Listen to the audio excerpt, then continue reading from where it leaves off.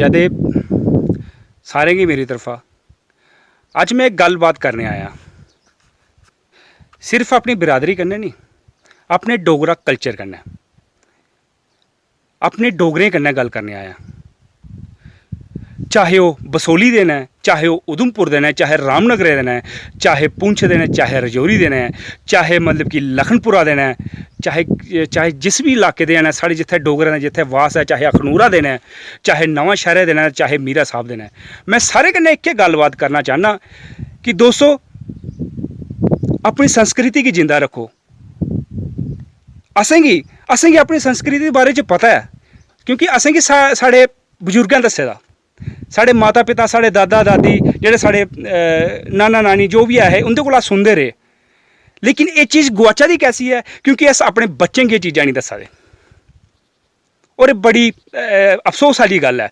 अपने बच्चें गी कम से कम अगर तुस अपने ग्रां कोला उंदे बच्चें दा फ्यूचर बनाने आस्तै तुस, मैं मन्नना कि ग्रां कोला दूर हो, अपने बच्चें आस्तै दूर हो, उंदा फ्यूचर बनाने आस्तै कुसै ना कुसै कॉन्वेंट स्कूल च पाए दा, कुसै ना कुसै कॉलेज च पाए दा, कुसै ना कुसै बाहर भेजे दा। लेकिन अपने ग्रां दे कल्चर दे बारे च उनेंगी पक्का दस्सो, उनेंगी ग्रां च आह्नो, उनेंगी दस्सो साड़ी सोसाइटी, उनेंगी दस्सो साढ़े बजुर्ग, उनेंगी दस्सो साड़ी जगह, उनेंगी दस्सो अस केह् हे, साढ़े दादा परदादा केह् करदे हे, एह् स्थान ने साढ़े दादे परदादे होंदे।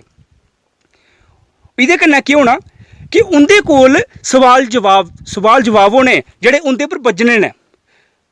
अज एक दो कोड़ी दा इंसान जेह्ड़ा साढ़े समाज पर मतलब कि एक प्रश्न चिन्ह दागा दा है कि केह् हा साढ़ा धर्म ते केह् हा। लेकिन अगर साढ़े बच्चें गी पता हो कि अस केह् हे, साढ़ी केह् हे साढ़े पूर्वज ते असें केह् कम्म कीते हे, ते मतलब कि उंदे कोल जवाब होग और दोबारा ऐसी दोगली गल ओह् इंसान नहीं करी सकदा। मैं सिर्फ एक इंसान की टारगेट नहीं कराना, ये ऐसे इंसान हैन जेह्ड़े तुसें लब्भने न। इस करियै एक गल हमेशा याद रखो क्योंकि जेह्ड़ी साढ़ी जड़ां न ओह् मजबूत होनी चाहिदियां। असें अपने संस्कार, अपने कल्चर अपने बच्चें गी दस्सने चाहिदे। चाहे तुस जिस स्थान पर भी रहो लेकिन अपने ग्रां गी मत भुल्लो, अपने ग्रां बिच लेआओ उनेंगी, ग्रां च दस्सो कि एह् साढ़े ग्रां न। मतलब कि हर ग्रां दा एक अपना गै अलग एक्सपीरियंस है। अगर तुस रामनगर चली जाओ तो अलग गै साढ़े किले ने, दस्सो रामनगर जेह्ड़ा किला ओह्दी केह् हिस्ट्री है। अगर तुस अखनूर चली जाओ दस्सो अखनूर दे किले दी केह् हिस्ट्री है। तुस रियासी चली जाओ दस्सो रियासी दे राजे दी केह् हिस्ट्री है।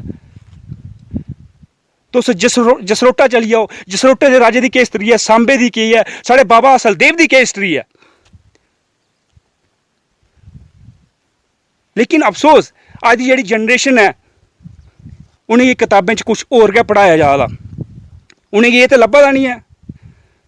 लेकिन उनेंगी दस्सना कु'न? असें दस्सना, असें लोकें दस्सना ताकि ओह् साढ़ा जेह्ड़ा कल्चर है ओह्दे कन्नै प्यार करन, अग्गें जाइयै उ'ऐ उट्ठन, अपने कल्चर गी बढ़ावा देन और ज़्यादा से ज़्यादा डोगरी बोलो।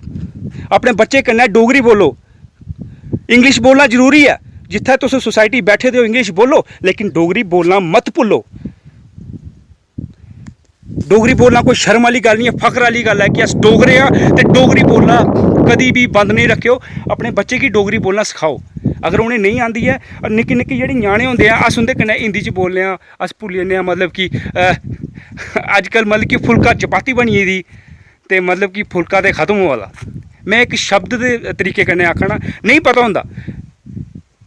साढ़ा डोगरा कल्चर बहुत मिठा है, बहुत प्यारा है। साड़ी संस्कृति इन्नी प्यारी है जो विदेशें च देखो तो साड़ी संस्कृति कि'यां मतलब कि फैला दी है। लेकिन अफसोस साड़ी संस्कृति साढ़े बिच मरी मुक्का दी है। वो किहदे आस्तै?